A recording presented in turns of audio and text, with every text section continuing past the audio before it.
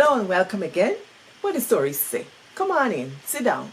We're under the conversation tree. Imagine we have journeyed and we're resting.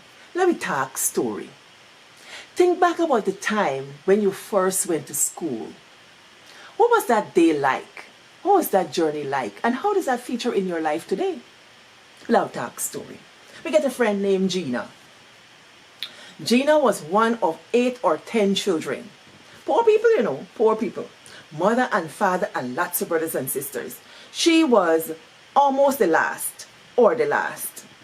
So Gina grew up with these brothers and sisters. She watched them do everything and she was a mimic. She would do what they did and they loved books. And guess what? Gina loved books too. As a matter of fact, when they're doing homework in the house, she would take out her book. Mind you, she didn't start school. She would take some of their big books, let's say a biology book, and she would put it down and sit down on it and she'd turn in the pages just like how they would turn the page. So she would turn the page like that and she would mumble up her mouth as if she could read. It was something in their house. They used to laugh at her and say, look, look, look. And then she would hear words from them and she would try to say those words. So she had an increased vocabulary. She had a love for books. She had a yearning for education and everything, school and knowledge. But the problem is Gina wasn't aged to go to school. You see that number 5'9"? 5'9" was when you could enter school back in my time. We didn't really have like kindergarten. We used to go to day school and thing, play school and thing, but some people went to kindergarten, but I didn't go. So Gina, they had the elementary school, and in elementary school they had Lil ABC and Big ABC, right? So she was longing to go to Lil ABC, but the mother kept saying, it's not time, it's not time. But Gina watching everybody going and coming, and it seemed like forever before she can reach her time. So she had a plan.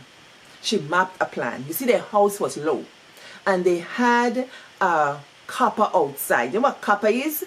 A thing that collects water, like a catchment. You collect the water. You get rainwater, you get tap water. Well, back in the day, tap water wasn't reliable. So you used to use creek water or vat water. So they had a vat outside the kitchen window. So Gina mapped out a plan. Mind you, Gina must be about 3 feet tall, if that much, and tiny. And she said, them thing go to school and left me in here, tall. She'll go to school. But Gina picked up, she brought a big book, a big biology book, and she slide it outside the house. Then, no, she take a plastic bag. You know, a shopping plastic bag, big one. It's so big that when she put it over the shoulder, it has her knee, right? That's where it end up. She put the book in the plastic bag and slide it through the window over the catchment, and you slide down to the bottom so nobody can see this thing. And Gina wait until the brothers and sister go to school, and then she mother busy in the kitchen, cooking, washing, whatever, and had her sitting in the house thinking she in there.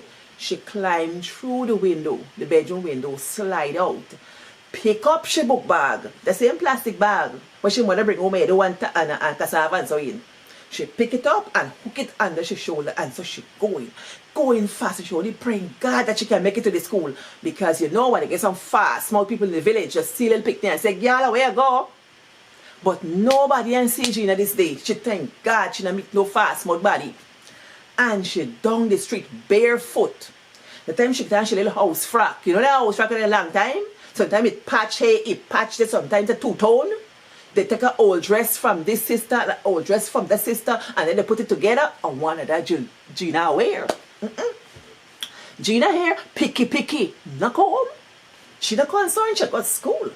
So when Gina round the corner now, she see the school, she say, hallelujah. She almost there, and she little foot hustle, let me see, hustle with she. She make it to the school front steps. Hey. Nobody has stopped she, and she climbed the step, man.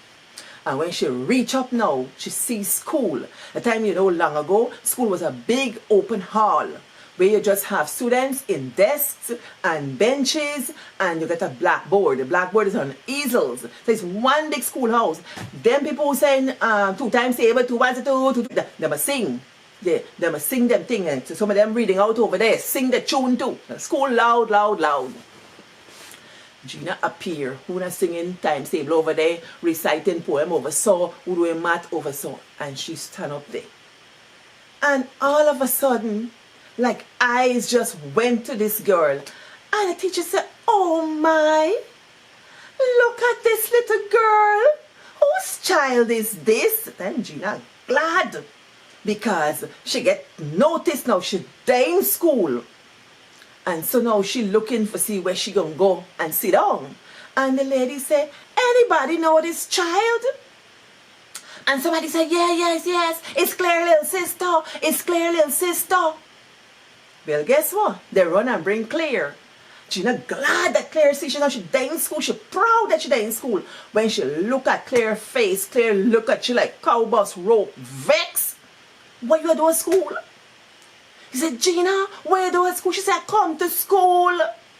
At time she get she book bag and they think the teacher them laugh because she's so cute with this big book. And this bag, but the sister want to die a million deaths. They said, child, you're not ready for school. So them send she back. Them send she back. I ain't remember who walked she back home. It was a long walk home. She cried. Because she feels she make it to the goal. She make it in school, but they can't keep she in school. Why they can't keep me in school? Why they can't keep me in school? I make it. And she they walk her right back to the mother house.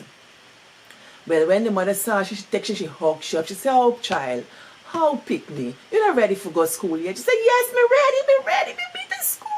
She said, no, you're not reach age for go. I'm going to tell you when you reach age for go. She could not be consoled because she felt like school betrayed her. Like somebody betrayed her because she, as far as she was concerned, she was dressed. She got her book bag. She got her book. She walked by herself and she got there in the school. They did her wrong. What y'all think? Injustice? Well, that's part of Gina's story of how she grows up big. Today, Gina is an educator of the first order.